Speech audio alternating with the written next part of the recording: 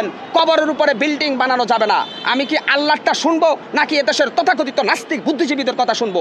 আমাদের মাজার ভাঙ্গা হচ্ছে এবং এটা নিয়ে একটা অস্থিতিশীল পরিবেশ তৈরি হওয়ার একটি সম্ভাবনা কিন্তু আমরা উপলব্ধি করতে পারতেছি। আপনারা জানেন যে মাজারটা কি, কবরের কোনো বুজুর্গি নাই, বুজুর্গি হচ্ছে আমলের। আপনি বাতিলের পক্ষে থাইকা, মিথ্যা বানোয়ার সংবিধানের উপরে থাইকা আপনি আমাকে চ্যালেঞ্জ করবেন কেন? আমি তো কোরআনের সংবিধান দিয়ে আপনার সাথে কথা বলতেছি। আমরা অলিদের বিরোধিতা করি না।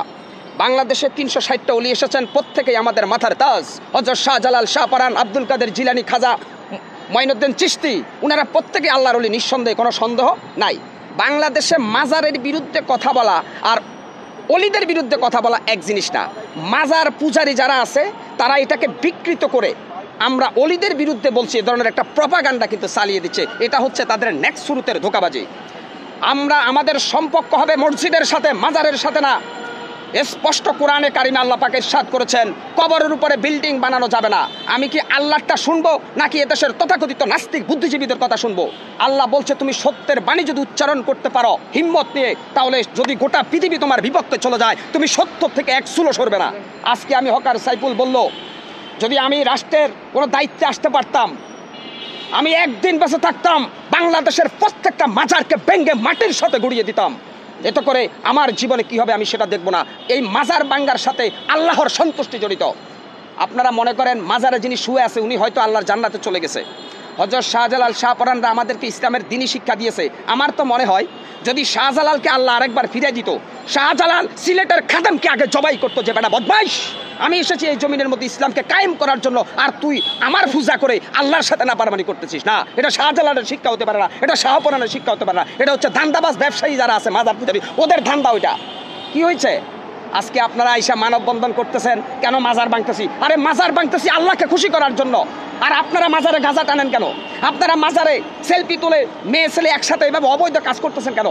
গান বাজনা, ঢোল বাদ্য, বাউল শিল্পী যারা আছেন, কোরআনের কোনো রেফারেন্স আছে? আসেন, আমি হকার সাইফুল চ্যালেঞ্জ করি, কোথায় বসবেন?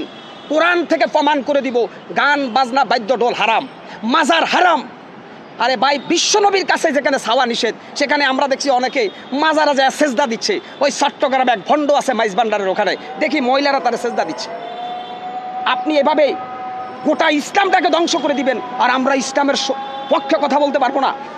আপনি শয়তানের অনুসারী হয়ে হুঙ্কার ছাড়বেন, আর আমি রাসূলের সৈনিক হয়ে আপনার হুঙ্কারের প্রতিবাদ করতে পারবো না। মুসলমান কি এত দুর্বল? তবে আমি মনে করব হয়তো অনেক জায়গায় বেশি একটু ওভারটেকিং হচ্ছে। আগে আমাদের ইসলামকে ক্ষমতায় আনতে হবে, তারপরে মাজার না, শুধু কোনো ভণ্ড অলির দরবারও এই দেশে থাকবে না।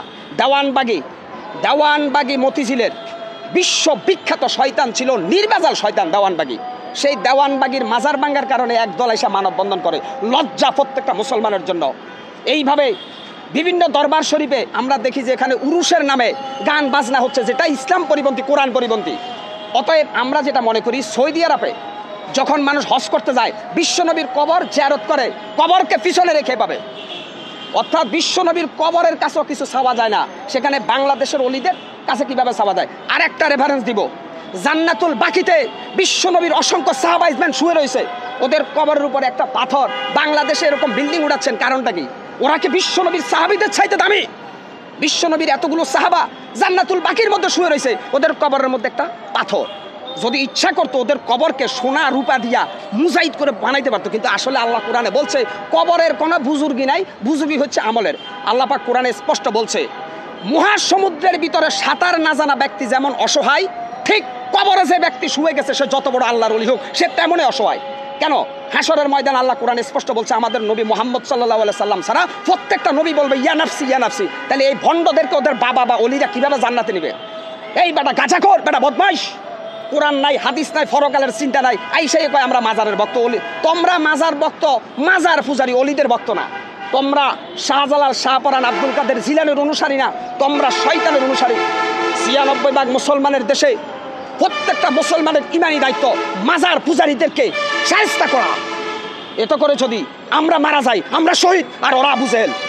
আজকে অত্যন্ত কষ্ট লাগে ভাই, অত্যন্ত দুঃখ লাগে।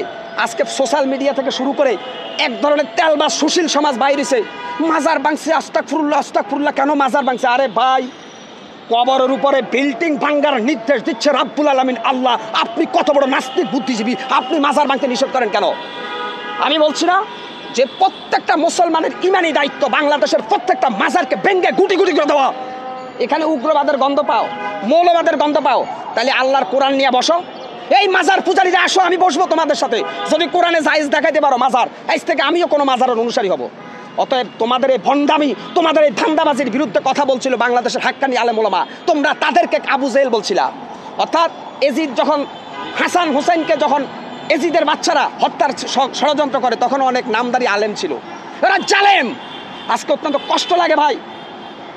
আমি মনে করি আল্লাহর কসম খাইয়া বলতে পারি, আমার ভাগ্য পরিবর্তনের মালিক একমাত্র আল্লাহ। কোনো পীর, কোনো বাবা, কোনো আউলি আমার ভাগ্যের ভালো বা মন্দ কোনোটাই করতে পারবে না। আমরা একটা পাকা চুলকে বাঁকা করতে পারবে না কোনো অলিমিয়া। আমরা অলিদেরকে সম্মান করি কেন? তারা আমাদের জন্য ইসলামের সংবিধানকে রেখে গেছে, এই জন্য আমরা অলিদের সম্মান করি। এখন মাজার বাংলা কি শাহজালালির ইতিহাস মুছা যাবে? শাহপরানের ইতিহাস মোছা যাবে? মাজারের সাথে শাহপরানের সম্পর্ক না, শাহপরান আর শাহজালালের সম্পর্ক আল্লাহর সাথে, আর মাজারের সাথে সম্পর্ক হচ্ছে খোদা দহি নাস্তিকদের। মিয়া কেন আপনারা এখানে বারবার বলতেছেন অলিদের বিরুদ্ধে? শাহজালাল, শাহপরান, 360 জন যে অলি আসছে, প্রত্যেকের সম্পর্ক ছিল আল্লাহর সাথে। আর যারা মাজারের মধ্যে সেজদা দেয়, পূজা করে, এদের সম্পর্ক ইবলিস শয়তানের সাথে। এরা শয়তান, এরা বাটপার, এরা ধোঁকাবাজ। কি হচ্ছে? শেখ হাসিনা ফ্যাসিস্ট হাসিনার আমলে হয়তো কেউ কথা বলতে পারে নাই, কারণ শেখ হাসিনা গোটা রাষ্ট্রটাকে জিম্মি করে রেখেছে। আজকে আমি মুসলমান, যেই দেশে মুয়াজ্জিনের আজান শুনে সূর্য উঠে, যেই দেশে মুয়াজ্জিনের আজান শুনে সূর্য ডুবে, সেই দেশে কোরআনের পক্ষে আমি কেন কথা বলতে পারবো না? মাজার পূজারীদের কোনো দলিল নাই, আর যারা মাজার পূজারীদের বিরুদ্ধে, তাদের দলিল আছে আল কোরআনের সংবিধান।